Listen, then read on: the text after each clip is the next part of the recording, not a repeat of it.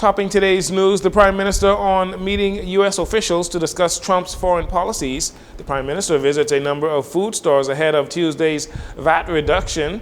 The government launches a new national health plan, and repairs to a major runway at the Lynden Pinling International Airport completed ahead of schedule.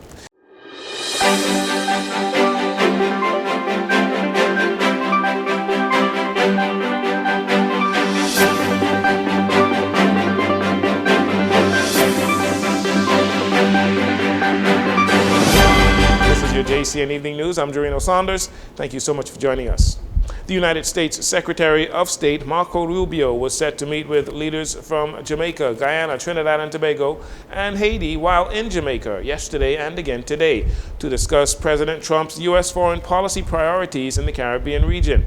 Today, while visiting a number of local food stores ahead of the VAT reduction on foods come next week, Prime Minister Philip Davis was asked for an update on those meetings in Jamaica and when will the Bahamas meet with U.S. officials to discuss matters like the Cuban work program and the threat of visa sanctions and concerns surrounding shipping tariffs on Chinese-built vessels. I don't know what he said yet. I've not been updated on the meeting. I expect to be updated. The chairman of CARICOM at the moment is Mia Motley, and she attended that meeting along with two other leaders in the region.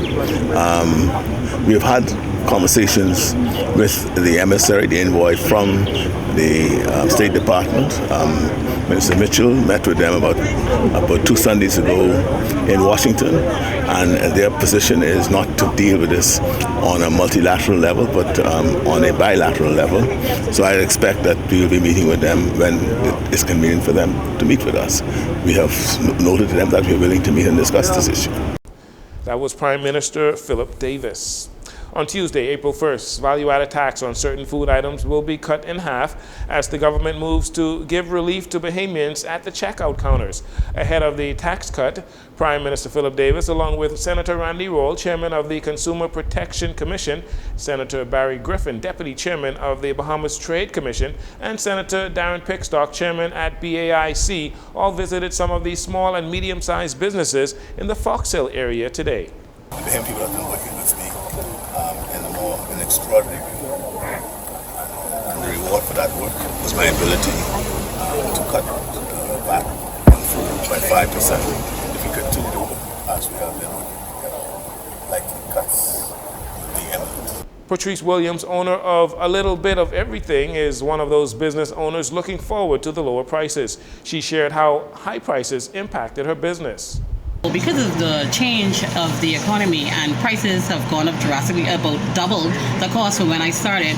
I have a lot of complaints sometimes about the high cost of business prices, but it was a breath of fresh air today to have the Prime Minister come here and say that he's implementing sources where we can get cheaper items to better supply persons, because it's a bit rough for persons in our everyday to-day life, especially with kids and school fees and everything else. So it was a pleasure hearing him say that he's going to implement other options so that I'd be better able to serve the customers and persons coming in. The Prime Minister reassured business owners as well as consumers that help is on the way. Government agencies, including the Consumer Protection Commission, BAIC, and the Bahamas Trade Commission, are reportedly working to get the best buy options for Bahamians. After more than 3 years of research by the Ministry of Health, the government is ready to launch its new approach to attaining improved health among the nation's citizens. Minister of Health and Wellness, Dr. Michael Darville, presented the Health Promotion and Wellness Bill 2025 to parliamentarians on Wednesday, describing it as a life-changing initiative. The primary focus of this piece of legislation is to promote health, improve quality of life, and enhance the well-being for all Bahamians. It does so through the framework which includes robust health regulations, behavioral change initiatives, and dedicated national health promotion strategies. The specific objectives of this Health Promotion and Wellness Bill 2025 are to 1, promote healthier lifestyles across all age groups, encouraging both physical activity and improved nutrition. To strengthen synergies among government agencies to ensure food and nutrition security is maintained and improved.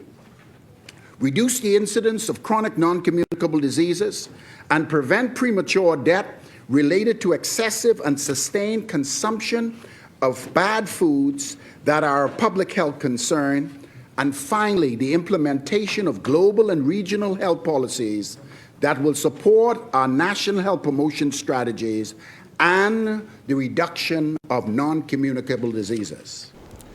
The Health and Wellness Minister lamented the fact that many of the nation's health conditions are largely attributable to poor lifestyle habits, such as excessive consumption of unhealthy foods, alcohol, smoking, and the lack of physical activity.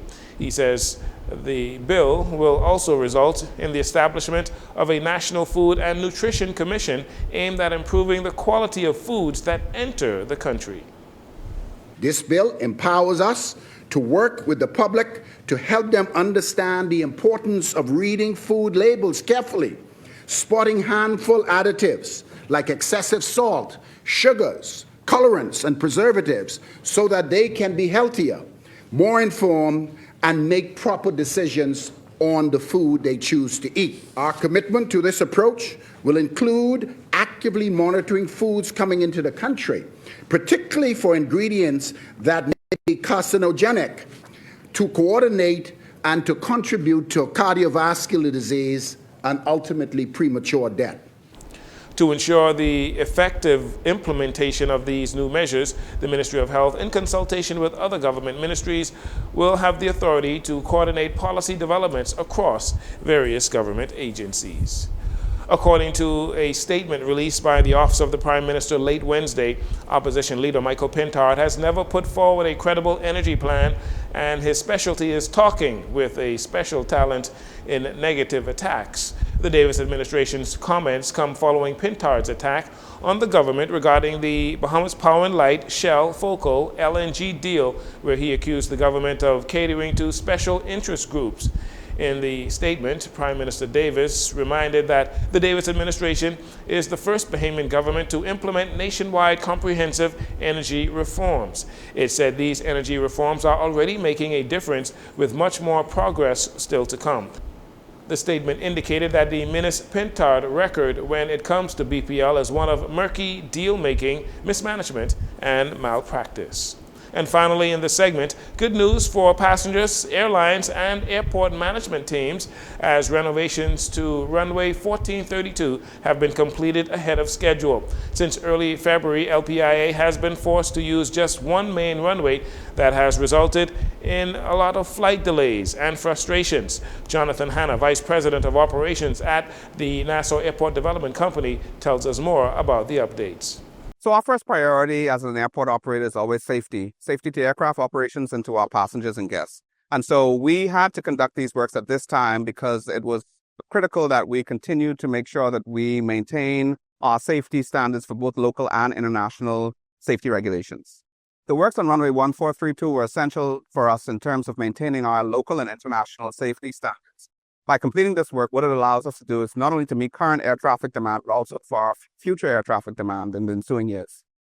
These rehabilitation work positions us quite well for the upcoming Easter period, which is envisaged to be extremely busy, as well as the upcoming summer operations when we tend to have some of the heaviest air traffic demand throughout the course of the entire year. So we're excited to finish this project ahead of schedule. LPIA is currently in the midst of the busy spring break frenzy, and the reopening of the runway 1432 should drastically improve flight schedules. You're listening to JCN News. We'll take a break here. We'll be right back following these commercials.